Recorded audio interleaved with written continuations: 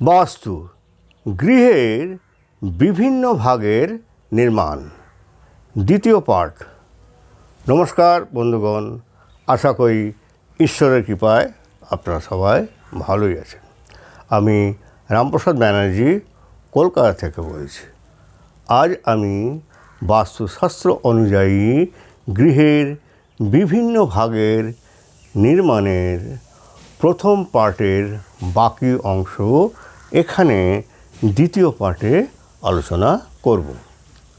প্রথম পার্টে আমরা বিভিন্ন কক্ষের নির্মাণ নিয়ে আলোচনা করেছি।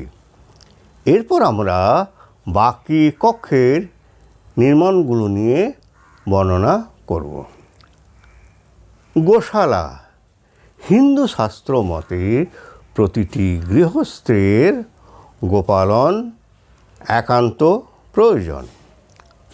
গোশালা নির্মাণের উপযুক্ত স্থান গৃহের বাহিরে উত্তর পশ্চিম কোণে রাখা শুভ ফলদায়ক হয়। গ্যারেজ গৃহের দক্ষিণ পূর্বে কিংবা উত্তর পশ্চিম দিকে গ্যারেজ নির্মাণ করা উচিত।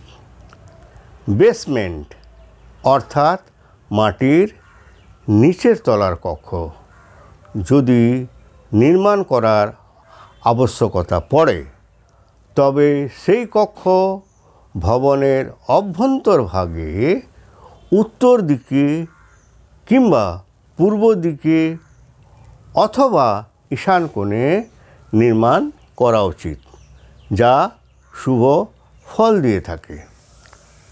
ব্যালকনি অর্থাৎ ঝোলা বারান্দা বড় বড় অট্টালিকার সৌন্দর্য বৃদ্ধির জন্য নির্মাণ করা হয়। ভবনের উত্তর পূর্ব দিকে খোলা বারান্দা রাখা শুভ। যদি দক্ষিণ পশ্চিমে রাখা হয় তবে তা কাঁচ দিয়ে কিংবা পর্দার আচ্ছাদন দিয়ে ঢেকে রাখা দরকার। উচ্চ সমতল ছাদ এই উচ্চ সমতল ছাদ কোনো খোলামেলা জায়গায় আরাম বা বিশ্রাম করবার জন্য নির্মাণ করা হয়। এই উচ্চ সমতল ছাদ গৃহের উত্তর পূর্ব দিকে নির্মাণ করা উচিত। আবশ্যকীয় এবং কৃষি যন্ত্রপাতি রাখবার ঘর এর নিমিত্ত ঘর দক্ষিণ পশ্চিম কোণে নির্মাণ করা উচিত। সিঁড়িঘর বাস্তু অনুযায়ী বাড়ির সিঁড়ি দক্ষিণ বা পশ্চিম দিকে নির্মাণ করা সবচেয়ে শুভ, যা ইতিবাচক শক্তি বজায় রাখে। সিঁড়ি সবসময় উত্তর থেকে দক্ষিণ বা পূর্ব থেকে পশ্চিমে অর্থাৎ ঘড়ির কাঁটার দিকে ঘোরানো উচিত। উত্তর পূর্ব অর্থাৎ ঈশান কোণ এড়িয়ে চলা উচিত। মানে ঈশান কোণে কখনো সিঁড়ি নির্মাণ করা উচিত নয়।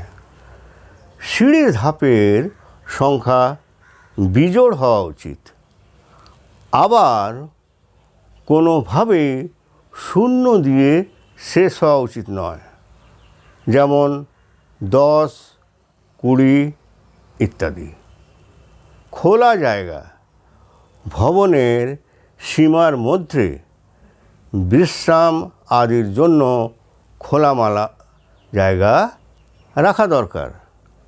বাস্তুর জন্য আজকের টিপস: কোনো ভবনে একটি শয়নকক্ষ দক্ষিণ পশ্চিমে থাকে তবে অপরটি উত্তর পশ্চিমে রাখতে পারা যায়। ভিডিওটি যদি ভালো লেগে থাকে তাহলে ভিডিওটি লাইক ও শেয়ার করবেন এবং চ্যানেলটিকে সাবস্ক্রাইব করার জন্য অনুরোধ রইল। ধন্যবাদ।